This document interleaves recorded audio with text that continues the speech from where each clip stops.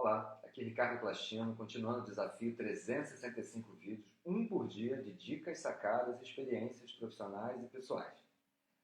No vídeo de ontem, eu falei sobre mentores, pessoas que influenciam e pessoas que me influenciam.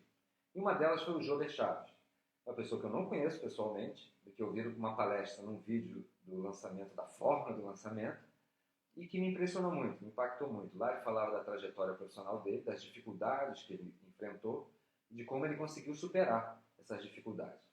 E eu fiquei estimulado, achei muito interessante e ganhei, por coincidência, o livro O Poder da Coragem, ganhei do Jerônimo Temer, por ocasião de ter contratado o Profissão Coach do Jerônimo Temer.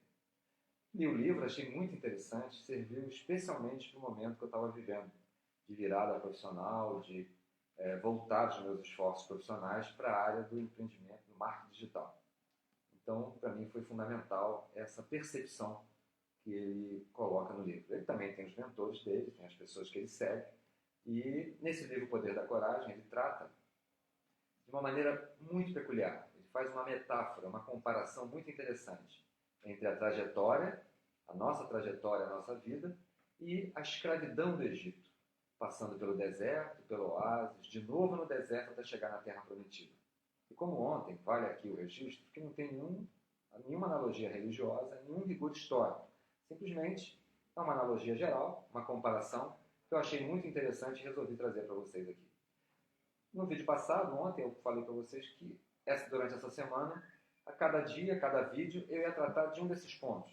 Da escravidão no Egito, do deserto, do oásis, da volta ao deserto e da Terra Prometida. Hoje, então, eu vou falar um pouco sobre a escravidão, sobre a nossa escravidão de cada dia.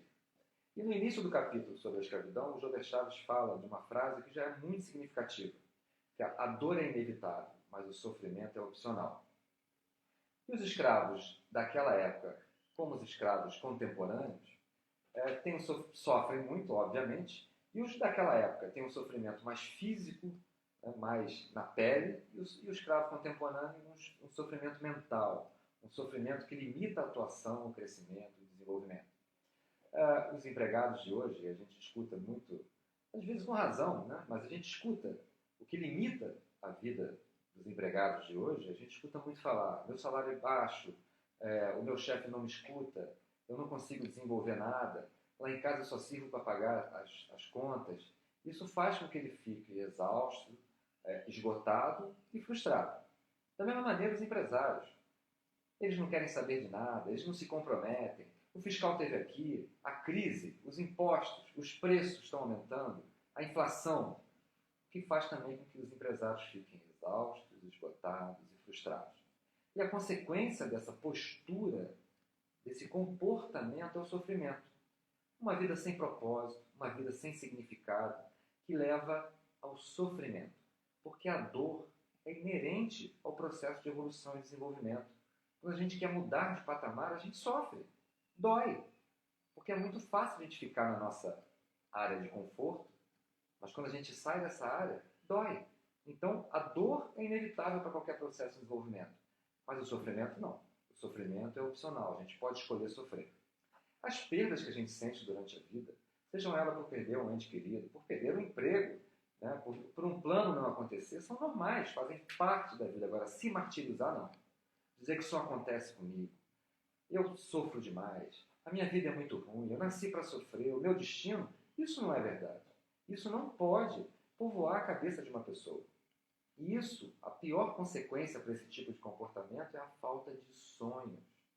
É não sonhar, não olhar para frente com esperança, com fé que dias melhores virão, com fé de que o dia de amanhã vai ser melhor do que o dia de hoje. E fé é acreditar que algo vai acontecer, é ter convicção de que algo vai acontecer, ter força de enfrentar o sofrimento para investir para que isso aconteça, para que tenha um futuro melhor. Então, sonhar é fundamental. E quem não sonha, mais uma vez, sofre. Sofre. E o sofrimento é uma dor sem propósito. É uma dor que não tem motivo. É uma dor que não é uma dor de investimento. E qual a compensação que nós acabamos fazendo ou trazendo para a nossa vida para compensar essa dor sem propósito? São os pequenos prazeres. É a bebida no final de semana, é a novela, é a televisão, a fofoca, é a conversa sem propósito, é a rede social sem nenhum motivo. São os pequenos prazeres que fazem com que a gente fique nesse círculo vicioso de sofrimento, falta de sonho, dor e pequenos prazeres. O escravo tem medo, tanto naquela época, no Egito, o medo da morte, o medo de não suportar, como o escravo contemporâneo também tem medo, tem insegurança. E você pode ver que duas pessoas podem desempenhar a mesma função, podem trabalhar lado a lado. Uma tem sonho e a outra não tem, a outra se martiriza. O comportamento, a fisiologia e o trabalho dessa pessoa que tem sonho é completamente diferente do trabalho, da fisiologia e do comportamento da pessoa que não sonha. Então, a verdadeira escravidão é não ter sonhos. Quem vive no Egito, quem vive como escravo, sempre acha um culpado fora de si. Ah, se eu não fosse tão novo, ah, se eu não fosse tão velho, ah, se eu tivesse experiência, se não tivesse acontecido isso comigo, ah, se eu pudesse fazer isso. E é uma quantidade interminável de si. E a pessoa não se mexe. E ela continua vivendo no Egito, na escravidão. Então, sonhar é fundamental. Quando a gente sonha, a gente se movimenta. Quando a gente sonha, a gente olha para o futuro com esperança, na certeza de que o dia de amanhã vai ser melhor do que o dia de hoje. Então, era isso que eu queria dizer para você hoje, falar sobre a escravidão. Amanhã, no vídeo de amanhã, a gente vai falar na esperança, no sonho. E quando a gente sonha para sair da escravidão, a gente vai para o deserto, antes de chegar no oásis. E é um deserto de experiências, de planos e de metas. Mas isso, amanhã no próximo vídeo. Um grande abraço.